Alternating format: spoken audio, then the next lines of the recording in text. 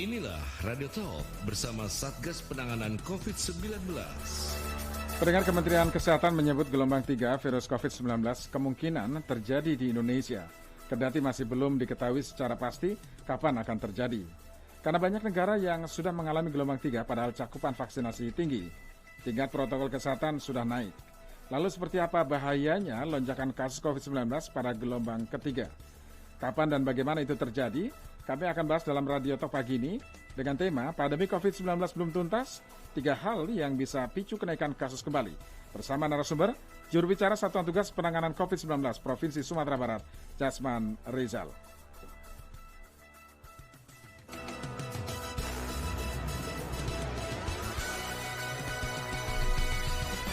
Halo, selamat pagi Pak Jasman. Pak Jasman. Halo Mas, selamat pagi Mas. Ya, saya bisa mendengar suara Pak Jasman dengan jelas. Pak Jasman bisa mendengar suara jelas Pak Jasman? Jelas ya. Sebentar ya, audio sebentar lagi ya, video sebentar lagi ya. Oke, baik. Jadi belum bisa, audionya belum bisa sekarang ya Pak Jasman ya? Oke, tidak apa-apa. Baik. Pak Jasman, seperti apa sih Pak bahayanya lonjakan COVID-19 pada gelombang ketiga ini Pak Jasman? Yang perlu kita waspadai? Saya mungkin cerita dikit ya. Ya. Kita di Sumatera Barat sekarang itu pada level yang sangat low risk gitu ya. Rata-rata kita positivity rate kita itu dalam 2 bulan terakhir ini di bawah 1. Ya, positif 1 dan sangat jauh di bawah standar WHO yang maksimalnya 5% ya. Kemudian juga kondisi kita Sumatera Barat sepertinya kita sudah mulai merdeka ya, walaupun kita melihat sekarang itu prokes kita masih bagus ya, dengan segala macam perilaku masyarakat kita.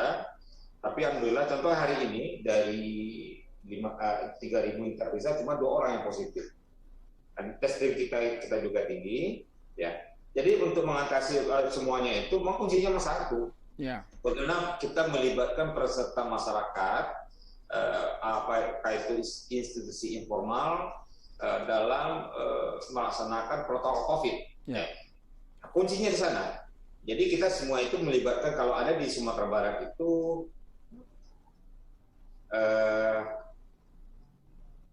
videonya nggak bisa nyala ya? Ya. Tadi ada videonya, sekarang ada lagi. Ya, nggak apa-apa Mas ya. Oke, nggak apa-apa Pak, nggak apa-apa. Ya. Kalau Jadi memang... begini. Jadi kita sekarang itu dalam mendukung semua itu semua stakeholder bergerak. Ya. Yang terpenting kemarin banyak regulasi yang kita keluarkan di Pemprov ya kepada kabupaten kota, termasuk juga masuk mal harus divaksin. Malah di Kota Bukit Tinggi, untuk masuk Kota Bukit Tinggi aja harus ada sertifikat vaksin. Segitunya kita mencoba memberantas itu karena kita takut kalau nggak dari awal ini kita lakukan semacam edukasi kepada masyarakat, kita takutnya nanti pada saat Nataru mereka kaget gitu. Maka mulai dari sekarang kita mencoba daerah-daerah kabupaten kota itu mempunyai inovasi-inovasi ya terhadap daerah masing-masing sesuai dengan lokal wisdom mereka untuk bagaimana COVID ini jangan sampai berkembang di Sumatera Barat. Itu untuk Sumatera kita mungkin Mas. Ya, oke, baik. Nah, Pak Jasman, sekarang ini sekarang kan cuma hanya 1 ya kasus aktif di Sumatera Barat ya Pak Jasman. Apakah ini juga mempengaruhi perilaku masyarakat ya, kehidupan masyarakat di sana terkait dengan prokes yang kemungkinan sudah mulai longgar lagi, tidak disiplin dan lain sebagainya karena merasa sudah aman? Ya, saya rasa Mas hampir sama kita semua ya. Masalah prokes itu ya sudah kayak gimana gitu ya. Tetapi setidaknya kita harus terus tidak berhenti untuk melakukan sosialisasi, edukasi, karena kita juga ada Perda nomor 20 ya tahun 2020, nomor 8 2020 tentang adaptasi kebiasaan baru.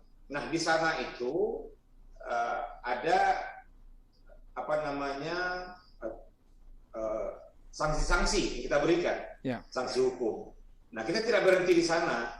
Jadi memang kalau kita lihat prokes kita sekarang ya ada istilah sekarang itu walaupun kita level kita di Sumatera Barat tidak ada lagi level 4, tapi rasa-rasanya semuanya sekarang itu apa ya, telah melakukan sesuai dengan kaidah-kaidah yang ada.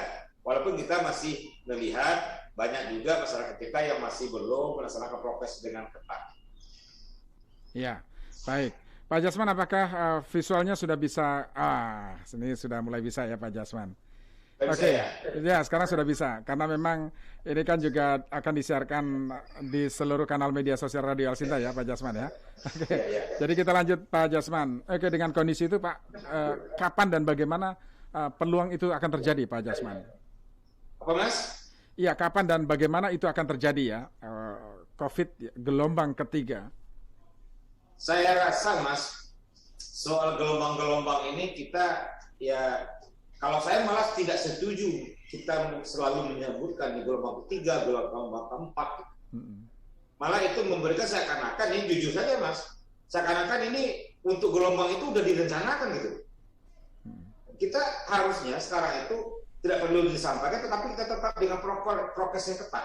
Bagaimana vaksin kita meningkat, itu aja udah. Yeah. Tapi kalau kita ingatkan, hati-hati, ini gelombang ketiga, bulan sekian akan muncul. Ini kan sekarang kan udah direncanakan. Jadi saya tidak sepakat dengan narasi-narasi seperti itu, Mas. Sebaiknya kita berikan pencegahan masyarakat itu, kita sebagai Satgas itu ya, kita berikan saja pemahaman kepada masyarakat bagaimana prokes yang ketat, kemudian kita bagaimana melaksanakan ini dengan baik. Ya. Itu aja. Tapi kalau kita nanti hati-hati ya, nanti kita bulan sekian akan muncul gelombang ketiga, gelombang keempat.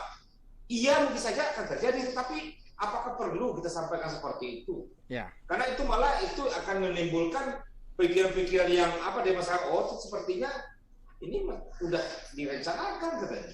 Ya. Kita nggak sepakat itu Mas. Jadi sebagusnya narasi kita sampaikan kepada masyarakat itu tetap prokes.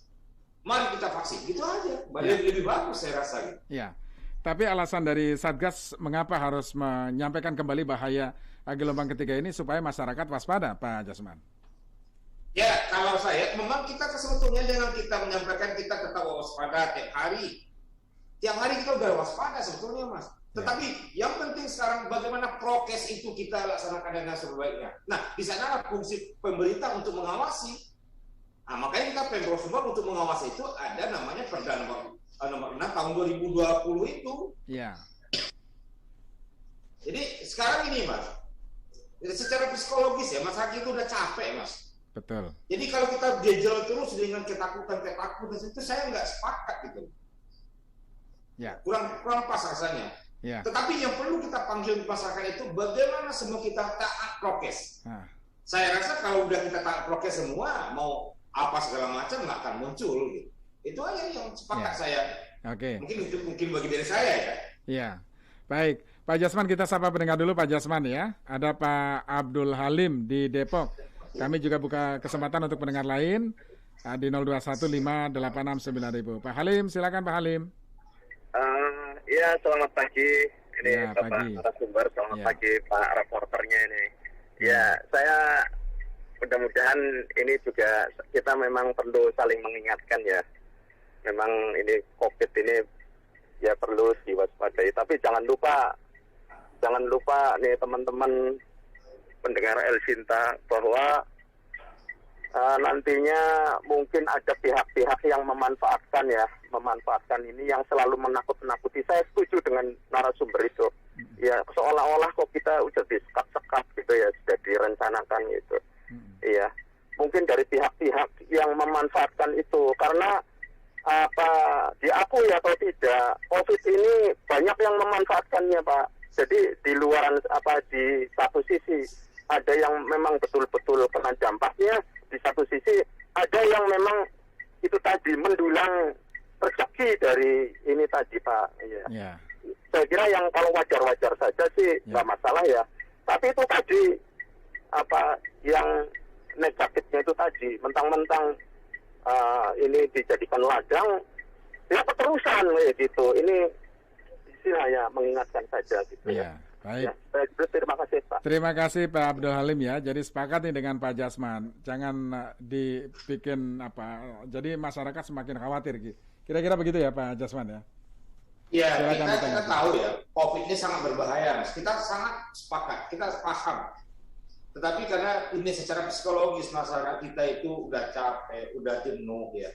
Kita berikan kepada mereka itu kabar-kabar yang menyenangkan ya, supaya aura positif muncul, tetapi tidak melonggarkan prokes.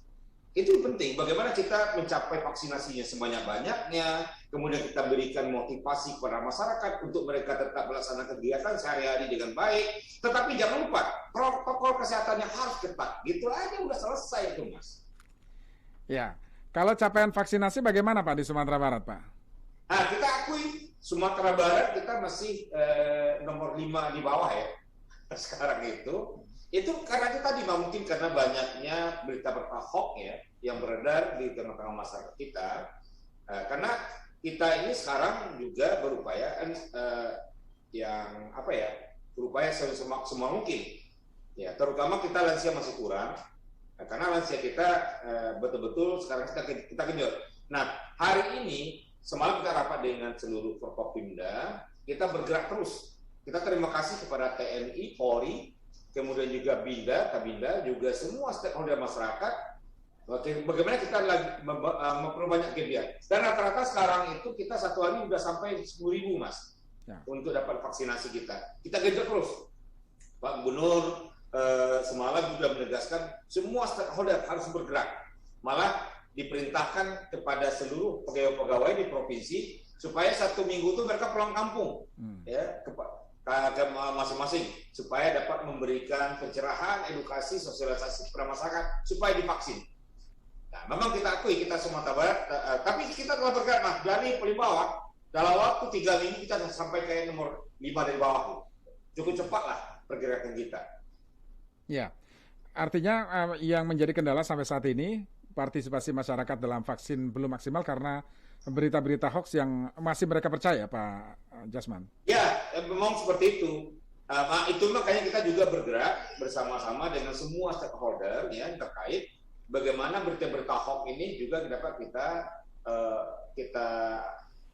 counter dengan sebaik-baiknya. Cuma persoalan sekarang itu namanya kita masyarakat ya. Apa berita yang pertama kita terima itu yang paling benar.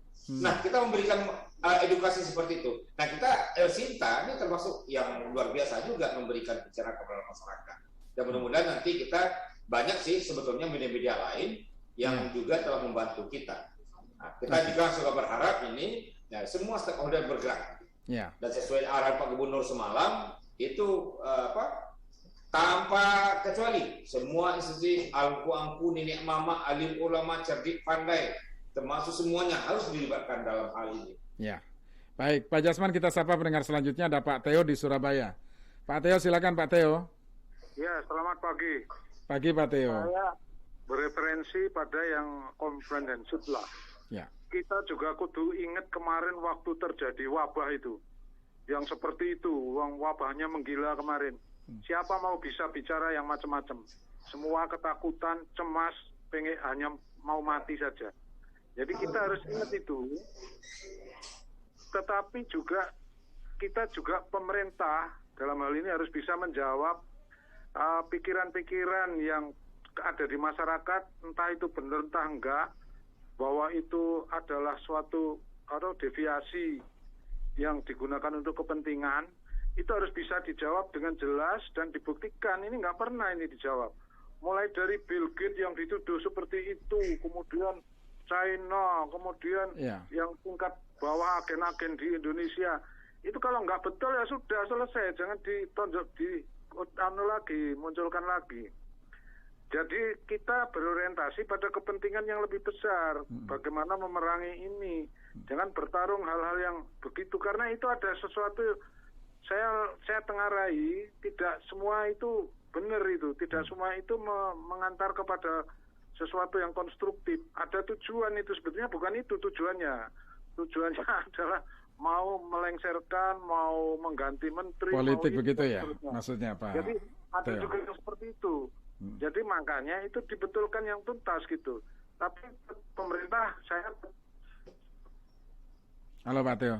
Secara konsekuen. Ya. Konsekuen sesuai jalan gitu. Ya. Baik. Pertahanan haluan yang benar. Terima kasih. Terima kasih Pak Theo di Surabaya. Iya, langsung ditanggapi Pak Jasman. Ya, kita sebetulnya, Mas, ya saya tidak secara spesifik tidak tanggapi seperti itu ya. Kita dari pemerintah, bagaimana kita menggerakkan semua stakeholder itu dalam memberantas ini. Ini adalah gerakan semesta. Ini adalah peran kita bersama. Ya, tidak peran pemerintah saja, tapi juga semua elemen masyarakat kita berharap juga bergerak. Jangan semuanya dibebankan kepada pemerintah gitu. Karena sehebat apapun pemerintah dengan programnya, dengan regulasinya, sebuah tindakannya tanpa didukung masyarakat percuma saja. Makanya saya tidak masalah politik saya tidak lari ke sana. Sekarang kita yang nyata itu sekarang adalah COVID. COVID itu adalah musuh kita bersama sekarang. Yang nyata sekali. Nah, mari kita perangi bersama dengan protokol COVID. Itu aja kuncinya. Bagaimana kita melaksanakan kedisiplinan pelaksanaan dari protokol COVID pada masyarakat. Hindari kerumunan, cuci tangan. Kemudian terpenting sekarang itu bagaimana kita mencapai vaksinasi dengan sebaik-baiknya sesuai dengan sasaran target sasaran kita. Ya. Itu aja sebetulnya. Kita tidak pikiran sederhana aja sebetulnya, Mas. Bagaimana sekarang itu kita melawan COVID bersama-sama. COVID itu berbahaya, iya benar. Kita lawan bersama-sama. Itu aja konsep saya. Oke. Baik, Pak Jasman, kita jeda sejenak, Pak Jasman, nanti kita lanjutkan ya. Ya.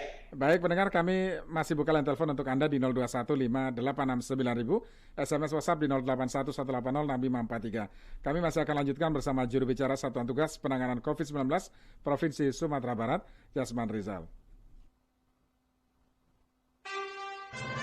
Radio Talk bersama Satgas Penanganan COVID-19.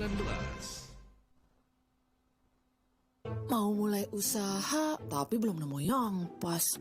Coba browsing dulu ah. Komersial kekinian berlokasi strategis. Wah, ideal nih kayaknya. Scarlett Commercial. Cek videonya ah. Scarlett Commercial Sumarekon Bekasi. Ruang usaha 3 lantai dilengkapi teras depan dan outdoor sky teras yang luas. Konsepnya kekinian dan adaptif. Ukuran jendela dan bukaan lebar memaksimalkan cahaya alami dan sirkulasi udara. Mau ruang ber-AC atau ruang terbuka? Bisa. Lokasinya strategis. Dengan double loaded parking, semua unit menghadap jalan utama yang sudah ramai. Scarlett Commercial, harga mulai 2,6 eman. Dikasih insentif usaha 72 jutaan lagi. More info 021 886 6666 021 886 6666. Unit terbatas, jangan sampai kehabisan. Wah, ini dia yang aku cari. Langsung telepon ah.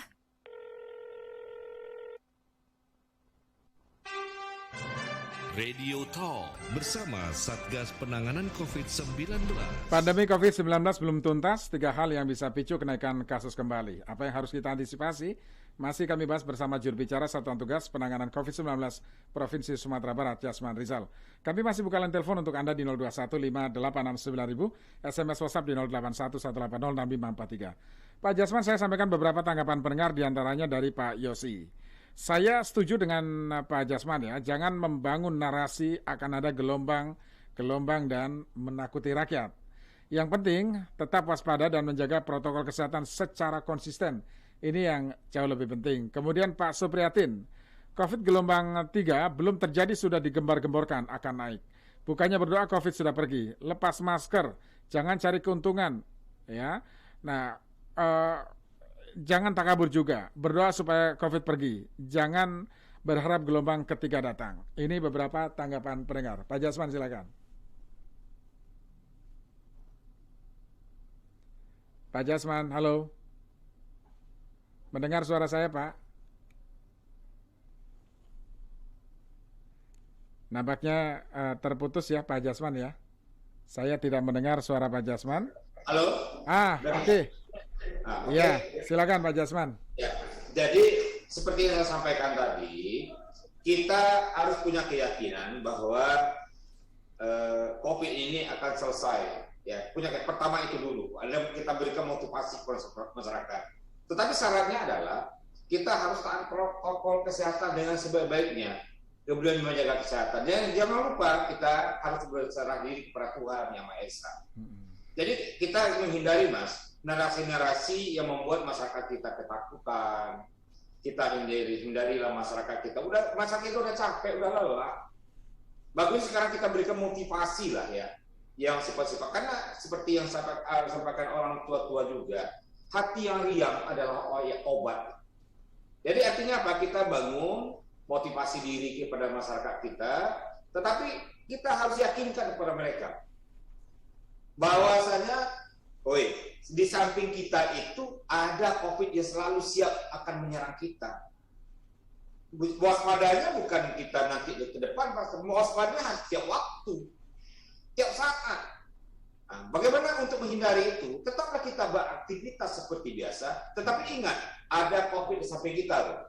Makanya kita harus waspada. Nah, jangan lagi lah kita bikin yang ini itu segala macam ya. Saya merasa kasihan juga dengan masyarakat kita itu. Kita aja, tapi narasinya kita balik begini. Kalau tidak hati-hati, kalau prokesnya tidak jalan dan sebagainya, hati-hati akan muncul lagi nanti pandemi yang lebih besar. Nggak apa-apa seperti itu, kita beri seperti itu. Tapi jangan dibilang nanti, hati-hati, bulan sekian nanti akan muncul pandemi. Itu nggak boleh lagi. Yang ketiga, namun jangan. Harusnya kita berikan warning kepada masyarakat, taatlah dengan aturan, taatlah dengan prokes. Kalau kita sayang dengan keluarga, ya mari kita jaga prokes bersama-sama, mari kita vaksin bersama, udah, itu aja cukup. Ya. Nah, Pak Jasman, idealnya seperti apa penerapan protokol kesehatan di tengah melandainya kasus COVID-19 di Sumatera Barat, Pak? Kalau kita, Mas, kita kan ada istilahnya herd immunity ya. Ya. Saya malah kita kalau walaupun herd immunity, tapi tetap protokol kesehatan ini tetap kita nomor satu kan. Karena saya yakin kita ini sekarang itu varian kita udah ada herd immunity juga. Varian-varian kita yang Delta itu. Kalau malah kita melihat sebetulnya sudah banyak sih masyarakat kita sudah terpapar, tapi ada yang OTG, tapi kita nggak tahu gitu. Nah, untuk memastikan itu supaya jangan berkembang, ya kita tetap protokol kesehatan dijaga. Saya belum percaya, walaupun kita ini sudah 2 kali vaksin, akan kita itu tidak terbebas, tidak. Contohnya saya sendiri, Mas. Saya sudah 2 kali divaksin, tapi tetap juga kena. Ya, kenapa? Saat itu saatnya saya tidak memakai masker dengan waktu di kerumunan, kena saya. Artinya kuncinya adalah protokol kesehatan, itu aja kuncinya, Mas. Ya. Oke, memastikan protokol kesehatan tetap dijalankan oleh masyarakat di tengah melandainya kasus COVID, apakah juga dibarengi dengan penertiban terhadap para pelanggar, Pak Jasman, sehingga mereka tetap harus mewaspadai itu, tetap harus mempertimbangkan, memperhitungkan, jangan sampai lengah. Itu kuncinya, Mas. Walaupun kondisi kita landai sekarang, kemudian kita taruh sekarang herd immunity udah hampir tercapai. Nah, jangan lengah, jangan sombong, jangan takabur. Ya, kalau COVID ini kalau udah kena satu orang akan menyebar cepat sekali. Nah, kita kan tahu itu, Mas, udah tahu nih bahayanya. Kuncinya itu tadi, walaupun kita ada landai, tetap protokol kesehatan tetap dijalankan, apapun alasannya. Karena saya merasa begini, pada saat nantinya udah selesai ini kita pakai masker, menghindari kerumunan, kemudian udah jadi gaya hidup nanti, Mas. Udah ada semacam kultur baru yang terbentuk nantinya setelah pandemi ini selesai. Mungkin bisa jadi saya contoh kita ini udah kebiasaan pakai masker kemana-mana. Malah kalau nggak pakai masker ada yang kurang rasanya sekarang. Kalau mau masuk kemana, pegang apa aja, sekarang mau makan kita cuci tangan dulu. Ini kan kebudayaan baru, kebiasaan baru yang baik untuk kita nantinya. Nah, saya rasa itu, walaupun kita kondisi landai, vaksin kita udah banyak, tetapi protokol kesehatan tetap terlaksanakan. Jangan lengah sekalipun, Mas. Ya. Itu aja kuncinya. Apakah ini juga kunci suksesnya Sumatera Barat dalam mengendalikan COVID, Pak? Sehingga hanya 1 kasus di Sumatera Barat? Bisa jadi iya gitu, Mas, ya. Karena juga tracking dan tracing kita kuat. Kita hampir tiap hari itu lab kita kuat sampai 10.000 pemeriksaan 1 hari, Mas. Apalagi sekarang tambah lagi dengan lab sekedar milik Pemprov. Selama ini kan punya lab Unan, ya. Kita jadi kecepatan tracking dan tracing kita harus cepat. Ya. Jadi kalau cepat, insya Allah itu cepat juga penanganannya, Mas. Oke, baik. Kita sapa pendengar selanjutnya, Pak Jasman. Ada Pak Petrus di Sunter, Jakarta. Pak Petrus, silakan Pak Petrus. Pagi Pak Yasman. Ya, silakan. Iya Mas. Ya, gini, jadi untuk masalah vaksin dan protokol kesehatan ya, nah, salah satu penghambat menurut saya selain masalah hoax ya, mungkin juga dari ada tokoh-tokoh masyarakat yang juga tidak sependapat ya. Ada dua hal yang saya lihat yang sangat menghambat ya. Satu, masyarakat melihat sekarang tanpa mereka pakai masker, tanpa mereka menjaga protokol COVID, dari mulai COVID heboh ya, sampai sekarang nggak heboh, kok mereka istilahnya ya aman-aman aja gitu loh. Ini yang terjadi, yang saya sering bicara dengan mereka yang istilahnya ya yang tidak saya bisa bilang yang tidak begitu pedulilah dan tidak begitu melek teknologi lah gitu ya. Jadi mereka anggap ya mana COVID gitu loh ya. Jadi di masyarakat tuh masih banyak terjadi seperti itu. Dari mulai COVID heboh sampai COVID sekarang mereda, ya mereka merasa aman-aman aja gitu loh ya. Nah terus kedua adalah bagaimana juga pemerintah menjelaskan fenomena dengan penularan COVID sekarang tanpa mereka sebagian masyarakat tidak menjaga protokol gitu loh. Itu yang mungkin dari Satgas dan pemerintah harus jelaskan ke masyarakat, supaya ya kita sama-sama bisa cepat melalui masalah ini gitu loh. Jadi terhambatnya vaksin dan protokol kesehatan, saya lihat ya masyarakat sehari-hari melihat gitu loh. Ya, mereka ngalamin gitu loh. Ya saya banyak karena saya orang berasal dari daerah, banyak komunikasi juga dengan teman-teman di daerah. Ya sangat ini sekali, sangat kalau di istilahnya di perdesaan segala macam ya sangat kurang ya. Jangan ya, Jakarta pun seperti saya sering sampaikan ke Elsinta ya, boleh kita lihatlah sehari-hari ya, dari Satgas coba keliling lah ya, yang benar-benar patuh gitu loh ya, yang pakai masker benar ya. Ya itu salah satu penghambat ya. Demikian ya, terima kasih Pak Petrus. Orang yang sejak awal nggak percaya COVID, sejak awal nggak pernah pakai masker sampai sekarang. Nah ini juga jadi penghambat katanya, Pak Jasman, silakan. Jadi Mas, sebetulnya ya, semua kan diatur oleh Yang Maha Kuasa ya. Ini kunci kita sebagai umat beragama. Bisa jadi mereka sudah kena sebetulnya, tetapi karena mereka antibodinya kuat, tubuhnya kuat, mereka jadi OTG. Mereka sadar situ mungkin. Ini ada kasus Mas. Ada di satu tempat kami itu, dia merasa katanya nggak kedaya, pokoknya udah kayak gitulah, nggak percaya COVID, sekarang nggak percaya. Nah pada suatu saat dia kondisi seperti itu, karena dia harus keluar daerah gitu ya, akhirnya PCR ternyata positif, padahal dia nggak apa-apa. Akhirnya dilakukan tracing, ternyata keluarga kena semua, dan mereka kebetulan ada yang udah rentan gitu, sakit gara-gara dia gitu. Jadi sebetulnya banyak faktor sebetulnya. Ya, faktor pertama mungkin antibodi tubuhnya lagi kuat, jadi mental. Kemudian juga dia terpapar, tetapi dia itu hanya sebagai pembawa gitu. Ya, karena dia jadi hanya sebagai penyebar. Karena mereka itu bisa bicara itu karena belum diperiksa saja mungkin Mas. Atau memang karena dia itu protokolnya karena kebetulan juga belum kontak dengan orang-orang yang terpapar COVID. Ya, karena mungkin saja dia tanpa sadar dia mungkin walaupun dia tidak pakai masker atau tidak, mungkin dia tanpa sadar dia tidak menghindari kerumunan, bisa jadi seperti itu. Jadi banyak hal sebetulnya dan itu tidak bisa kita general Mas, generalisir persoalan seperti ini tidak bisa. Ya. Kita lihat aja, ya, karena belum kena saja mungkin Mas bisa bicara seperti itu. Saya udah kapok deh, saya udah kena kapok deh, jangan kena deh karena COVID ini. Jadi itu intinya adalah bisa jadi karena antibodi kuat, atau memang dia tidak terpapar karena kebetulan dia itu belum terinfeksi, ya. Nah, yang ketiga bisa jadi juga udah terpapar tapi dia nggak tahu gitu. Nah, hal seperti itu mungkin Mas. Ya, oke, baik. Pak Jasman, kita jeda lagi Pak Jasman ya. Nanti kita lanjut karena masih ada beberapa tanggapan pendengar yang belum saya sampaikan. Dan setelah ini kami masih buka line telepon untuk Anda di 0215869000, SMS WhatsApp di 0811806543. Radio Talk bersama Satgas Penanganan COVID-19.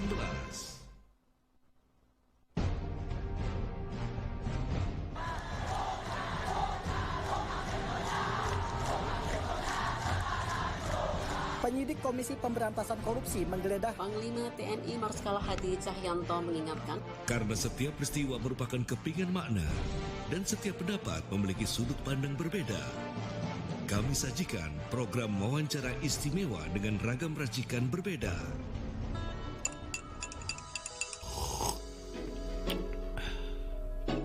Power Breakfast mengupas rutinitas tokoh dan newsmaker di pagi hari untuk menggali inspirasi. Setiap Senin pukul 7 waktu Indonesia Barat. Sebetulnya pemicu Pak Presiden juga ingin memasukkan ke ide itu karena kan secara internasional Royal Academy Muslim Countries yang di Jordan itu kan tiba-tiba saya juga nggak tahu ya, dia sering banget sih, tidak hanya tahun ini, sebetulnya tahun-tahun sebelumnya juga seringlah memasukkan kita sebagai most influential woman yang begitulah gitu. Jadi InStock, apa kata mereka? Membahas topik yang sedang viral bersama narasumber dari kaum milenial. Setiap Senin dan Jumat pukul 16 waktu Indonesia Barat. Kita tahu pendapat dari aku sebagai stand up komedian dan yang lain-lain, kita tahu lah semuanya juga hancur. Ya tapi kalau aku bilangnya kondisi kemarin itu kita perlu jadi Sergio Ramos lah. Wih. Bertahan. Tapi mau pindah dari Real Madrid, mau pindah juga dari stand up komedi? Enggak dong. Kalau memang si Ramosnya mau jadi stand up komedi, aku mau jadi back Madrid.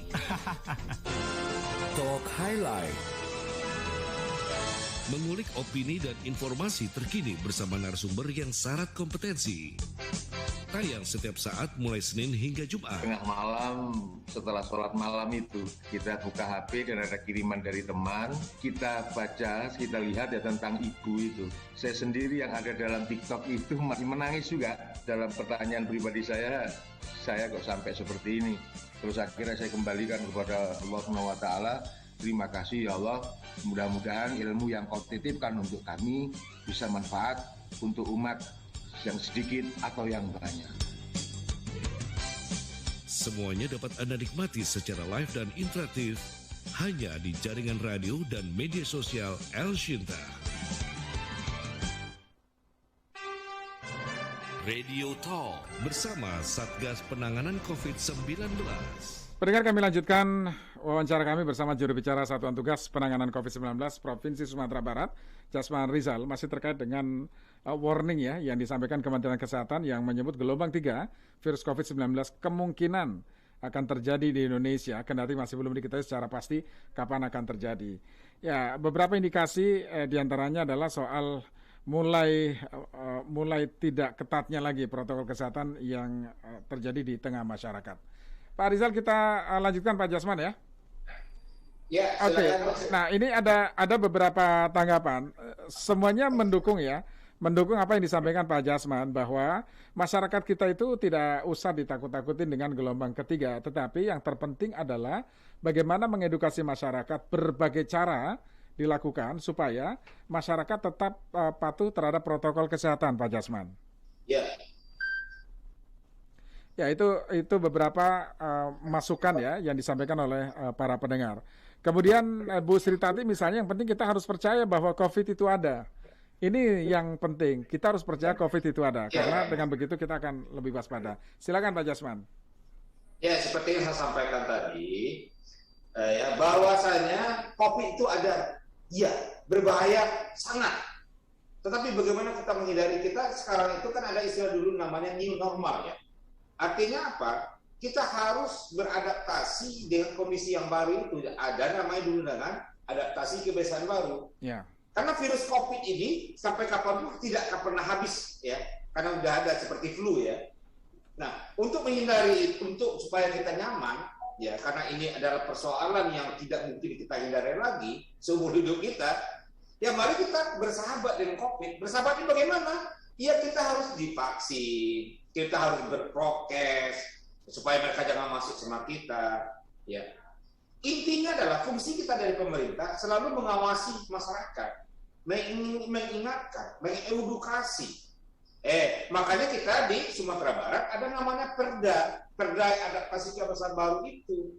Itu kita pegang sekarang perda itu. Ya. Ada sanksi-sanksi yang kita berikan kepada masyarakat yang melanggar prokes. Ya. Misalnya kita beri denda 200.000, malah sampai ada rumah makan atau tempat usaha yang 3 kali berturut-turut melanggar aturan, misalnya karyawannya dibiarkan tidak pakai masker, tidak ada prokes di sana, bisa ditutup loh.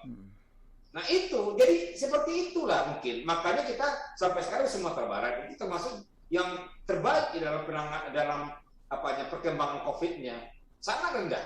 Hari ini aja 0,2 sekian cuma. Ya. Dari 4.000 sekian, hanya 2 orang yang kena cuma. Oke. Yang kena positif. Baik, Pak Jasman, kita sapa pendengar, ada Pak Arya di Bekasi ya. Pak Arya, silakan Pak Arya. Selamat pagi Bapak. Pagi Pak Arya. Silakan Pak.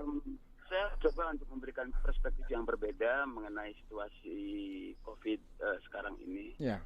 Menurut saya lebih setuju bahwa masyarakat Indonesia ditakut-takuti atau diberikan pemahaman yang lebih tegas dan keras mengenai bahaya dari resiko COVID ini karena nyawa tidak bisa kembali. Jadi sangat penting, sekali langsung ke ujian nyawa bisa melayang dan itu nggak bisa diambil kembali dengan ditukarkan dalam bentuk apapun. Tetapi saya mencoba untuk memberikan perspektif yang berbeda mengenai alat kesehatan, mengenai masker yang digunakan masyarakat saat ini. Saya tinggal di Bekasi dan sangat banyak saya lihat masyarakat yang tidak disiplin, tidak patuh, atau juga malas menggunakan masker. Mungkin dalam pendapat saya, karena masker yang mereka gunakan bukanlah masker yang berkualitas. Di dalam masker itu, dalam produk masker itu ada satu faktor yang saya pahami, yaitu adalah nilai hambatan udara. Maksudnya adalah jika kita tanpa masker maka kita bisa menghirup udara 100%. Tetapi dengan menggunakan masker, dengan nilai hambatan masker tersebut mungkin kita hanya bisa menghirup udara 90%, 95%. Sangat jarang ada masker yang bisa meloloskan udara 99,9% kecuali merek tertentu dan nilai yang sangat mahal. Nah, dengan demikian menurut saya saat ini aktivitas masyarakat mulai meningkat, kebutuhan oksigen di dalam paru-parunya mulai tinggi, kebutuhan udaranya dihambat oleh masker yang low quality. Itu kira-kira menurut pendapat saya. Jadi mungkin sebaiknya kualitas masker lebih ditingkatkan, harganya lebih bagus, sehingga masyarakat pun nyaman menggunakan masker dan selalu jaga kesehatannya. Dan masker merupakan gaya hidup baru, karena nilai dari masker tersebut kemudian menjadi tinggi sebagai bagian dari lifestyle. Ya. Demikian menurut saya. Baik, terima kasih Pak Arya di Bekasi ya. Kemudian Pak Ical, kenapa waktu pertama ada COVID tes swab hasil bisa 3-5 hari? Sekarang sebenarnya ya sudah dapat hasil dan saya pernah di 2 tempat PCR dengan hasil yang berbeda. Ya, kemudian Pak Hendra, selagi dunia masih tegak, virus pasti ada. Cuma jangan dipolitisir lagi lah, apalagi dijadikan komersialisasi ya, mencari keuntungan di atas penderitaan rakyat. Ini yang tidak boleh. Yang lain, saya sepakat dengan 2 pendapat yang berbeda karena tujuannya adalah sama, menjaga masyarakat agar selamat. Nah, silakan Pak Jasman. Ya, kita melihat ya fenomena-fenomena seperti yang terjadi sekarang itu adalah sesuatu hal yang wajar, dinamika kita di lapangan sangat wajar, banyak hal yang sebetulnya terjadi. Tetapi kita sepakat ya, satu hal yang kita cari ini sepakat bahwa COVID itu ada dan berbahaya. Dan kesepakatan kita bersama lagi bagaimana kita meningkatkan protokol kesehatan. Bagaimana dalam keseharian kita protokol kesehatan kita laksanakan. Nah, persoalan ada yang berbeda hasilnya itu bisa jadi terjadi seperti itu. Ya, mungkin saja pada saat PCR pertama dia mungkin kurang bagus cara pengambilannya, ya. Nah, kemudian di tempat lain lebih bagus karena ada juga yang tidak sampai ke ujungnya. Karena dikit aja di depannya itu udah hasilnya nggak ketemu. Nah, jadi itu masalah teknis ya di lapangan. Saya juga pernah mengalami seperti itu, teman-teman saya. Ada juga sih yang cuma karena takut, karena sakit ya, karena takut akhirnya ngambil dikit aja di depan, ngambil sedikit. Tahu-taunya negatif. Karena badannya udah demam, akhirnya diperiksa tempat lain, tetapi tahan katanya. Diperiksa lagi sampai ke dalam, akhirnya ketemu lah. Jadi macam-macam teknik masalah itu. Jadi intinya adalah bagaimanapun kondisi kita sekarang, kita sadar pandemi kita memang ada di sekitar kita. COVID ada di sekitar kita, mari bersama-sama. Nah, persoalannya pendapat harus kita melakukan peringatan ke masyarakat berbahaya, iya benar. Cuma yang saya sepakat itu adalah menyatakan nanti hati-hati bulan sekian akan muncul sekian persen, nanti akan muncul gelombang ketiga bulan sekian. Itu nggak sepakat saya. Ya. Nah, nggak sepakat itu. Tetapi kalau kita memberikan edukasi kepada masyarakat, hati-hati loh. Orang udah banyak meninggal karena COVID. Untuk itu protokol kesehatan harus dijalankan. Kalian harus banyak rame-rame divaksin. COVID itu ada dan berbahaya. Udah cukup itu aja. Ya. Jangan lagi disambung lagi. Nanti bulan itu nanti akan muncul sekian COVID-nya akan meledak gelombang ketiga, gelombang keempat. Jangan, saya nggak sepakat seperti itu. Kita benahi saja diri kita baik-baik. Kita himbau saja masyarakat dengan sebaik-baiknya untuk masyarakat COVID. Itu aja cukup.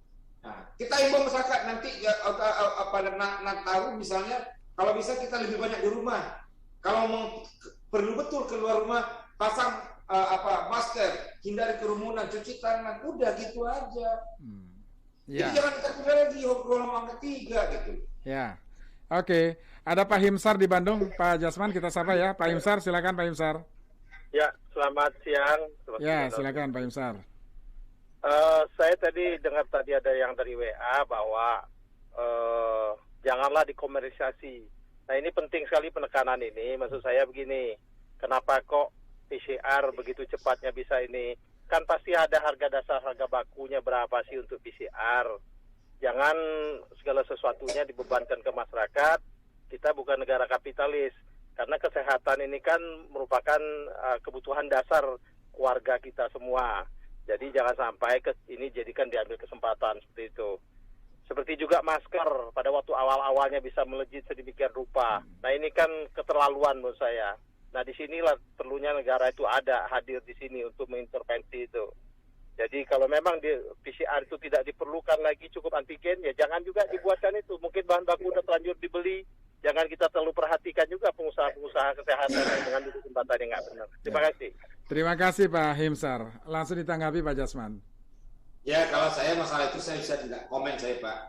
Masalahnya itu kan persoalan lain ya, masalah komersialisasi. Tapi kita bersyukur Pak Presiden telah mempunyai kemarin itu telah menginstruksikan agar PCR 300.000 kemudian berlaku 3 hari. Ini kan suatu hal yang sangat luar biasa bagi kita semua. Ya saya tidak mau komentar itu Pak. Terima kasih. Ya, Pak Jasman, bagaimana dengan pengetatan mobilitas sosial, terutama dalam jumlah besar, ya di Sumatera Barat? Kita bicara di Sumatera Barat seperti yang akan terjadi pada libur Natal dan Tahun Baru nanti. Ya kalau kita di Sumatera Barat untuk Nataru rasanya tidak terlalu signifikan pengaruhnya. Kita juga ya karena mungkin kita di Sumatera Barat itu hampir 90% lebih itu kan Muslim ya. Jadi tidak terlalu terasa. Cuma kalau tahun baru paling itu yang perlu kita sikapi bersama karena mungkin ada orang libur tempat wisata. Nah, kita telah menyiapkan itu di lokasi wisata sesuai edaran Pak Gubernur kemarin itu. Malah untuk masuk ke lokasi wisata itu ada di wajib vaksin, ada sertifikat vaksinnya. Kemudian juga protokol kesehatan disiapkan. Jadi sebetulnya kita telah mengantisipasi itu semua. Tapi tidak perlu kita sampaikan ini akan muncul ledakan ketiga, nggak ada seperti itu. Tapi kita siapkan semua perangkat kita siapkan semua regulasi kita di lapangan, termasuk juga bantuan dari kepolisian, TNI, Polri. Kemudian juga kita melakukan himbauan ke masyarakat, kalau tidak terlalu penting jangan keluar rumah. Nah itu aja mungkin Mas bagi kita di Sumatera Barat. Ya, Pak Jasman, beberapa tanggapan saya sampaikan dari Pak Indra Herlambang di Jakarta. Saya sepakat ya dengan penyampaian Pak Jasman bahwa masyarakat saat ini sebetulnya sudah paham bagaimana cara mencegah COVID menyebar diantaranya dengan protokol kesehatan. Yang terpenting adalah sekarang jangan jaga masyarakat, jangan sampai masyarakat lengah, merasa sudah aman. Ini yang terpenting. PR bukan hanya Sumatera Barat tapi seluruh Indonesia, Pak Jasman. Ya benar sekali. Seperti yang saya sampaikan tadi ya, kita sebetulnya tidak menghendaki pandemi ini akan muncul lagi. Kuncinya adalah kita edukasi masyarakat supaya tetap taat protokol kesehatan. Nah, saya sampaikan juga bahwa masyarakat kita sudah sangat paham sangat ngerti dia. Nah, di sinilah tugas pemerintah lagi, bagaimana kita dari pemerintah kita di Satgas Provinsi Sumatera Barat sampai ke kabupaten kota, malah kami sampai kepada RT RW sampai ke Nagari untuk mengawasi masyarakat kita. Kan perda kita telah ada. Jadi kunci kita adalah perda itu. Bagaimana kita dari pemerintah daerah melakukan pengawasan kepada masyarakat dari tingkat yang tertinggi sampai tingkat rendah, malah sampai ke tingkat rumah tangga. Kita lakukan itu. Malah kalau di Kota Padang namanya kongsi COVID. Jadi mereka itu bergotong royong, saling menjaga. Kalau ada misalnya yang kena, dibantu. Kalau ada yang melanggar protokol kesehatan, diberikan sanksi. Dan mereka bersama-sama. Jadi masyarakat sampai ke tingkat ke bawah. Gitu. Kita libatkan mereka semua. Jadi bukan hanya masyarakat, pemerintah melakukan pengawasan itu, termasuk juga masyarakat dalam pelaksanaan protokol kesehatan di lapangan. Ya. Pak Jasman, apa yang akan dilakukan Pemprov Sumatera Barat ya terkait dengan meningkatkan partisipasi masyarakat dalam vaksinasi, Pak Jasman? Ya, seperti semalam ya Pak Gubernur langsung memimpin rapat itu dengan Forkopimda, kita akan melakukan lagi berbagai inovasi-inovasi dan kondisi-kondisi yang bersifat kearifan lokal untuk dapat kita lakukan di tengah masyarakat. Pertama, tentu saja kita mengharapkan dukungan ya dari tokoh-tokoh masyarakat seperti tokoh-tokoh alim ulama, ya, kemudian ketua-ketua suku adat, kepala-kepala suku adat. Mereka itu sebetulnya pemimpin informal yang ada di masyarakat yang sangat-sangat efektif dalam menerima semua masukan dari kita. Termasuk juga bagaimana kita lebih banyak lagi melakukan sosialisasi dan edukasi kepada masyarakat secara bersama-sama. Mungkin itu Mas. Iya, dengan antisipasi varian baru COVID itu bagaimana Pak antisipasinya Pak? Mutasi virus corona ini. Ya, kita berharap jangan terjadi ya Mas ya. Nah, tapi kita di Sumatera Barat sampai sekarang dari hasil kita dengan lab belum ada vaksin varian baru itu di Sumatera Barat. Ya. Dan mudah-mudahan kita berdoa jangan sampai. Ya. Harapan kita semua Pak Jasman. Saya sampaikan tanggapan melalui WhatsApp ya. Ini saran sebetulnya ke Pemprov Sumatera Barat dari Pak Heru. Apakah tidak menutup kemungkinan misalnya untuk memberikan sanksi kepada masyarakat yang tidak mau divaksin berupa tidak dilayaninya pelayanan publik Pak Jasman sehingga memaksa masyarakat untuk mau divaksin? Ya, kan sudah saya sampaikan tadi Pak Heru ya bahwasanya di Sumatera Barat sekarang itu telah 2 kali surat gubernur turun kepada Bupati Wali Kota. Kuncinya Bupati Wali Kota sebetulnya ini, ya. Bahwasanya untuk dimasuk mall, masuk toko-toko, termasuk tempat wisata, sekolah-sekolah, semuanya wajib divaksin. Ya, minimal 1 kali. Ya, itu pertama. Kemudian juga kita juga melakukan tindakan di samping tindakan untuk melakukan sanksi kepada pelanggar-pelanggar protokol kesehatan. Jadi ada 2 hal, yang melanggar protokol kesehatan kita sanksi sesuai dengan perda yang ada. Kemudian untuk vaksinasi kita telah memberlakukan pengetatan untuk masuk kepada fasilitas-fasilitas umum, termasuk juga perkantoran, termasuk juga sekolah-sekolah, termasuk lokasi wisata, mal-mal, termasuk juga kepada yang tempat-tempat lain, itu telah kita lakukan pengetatan dengan berdasarkan ketentuan yang ada. Ya, bagaimana dengan aplikasi Peduli Lindungi, Pak? Ya, kita juga termasuk juga untuk masuk ke mall misalnya, kan kita ada aplikasi itu yang kita pakai. Mereka sudah divaksin minimal 1 kali. Mereka sudah divaksin. Jadi tanpa adanya aplikasi Peduli Lindungi ya. Peduli Lindungi itu mereka nggak bisa masuk mall. Ya, contoh seperti itu. Ya, bagaimana dengan mereka yang tidak memiliki handphone Android misalnya, sehingga dia tidak bisa barcode aplikasi Peduli Lindungi, Pak? Ya, kita ada pengawasan, Pak. Jadi minimal, ya kan mereka tuh ada notifikasinya mereka itu telah divaksin, kan ada surat vaksinnya. Ya. Wah, kalau mereka tidak punya handphone kan dari rumah sakit setiap mereka selesai vaksin kan ada kartunya. Ya, kartu itu secara manual ya, secara digital untuk masuk-masuk yang mungkin bisa kita peduli lindungi. Tetapi bagi yang tidak itu ada bukti mereka telah divaksin kan ada. Kartunya ada secara manual seperti itu. Ya. Oke, pertanyaan dari Pak Hendrik, Pak, mengenai anak-anak sekolah, Pak, tatap muka di sana. Bagaimana penerapan protokol kesehatannya, Pak?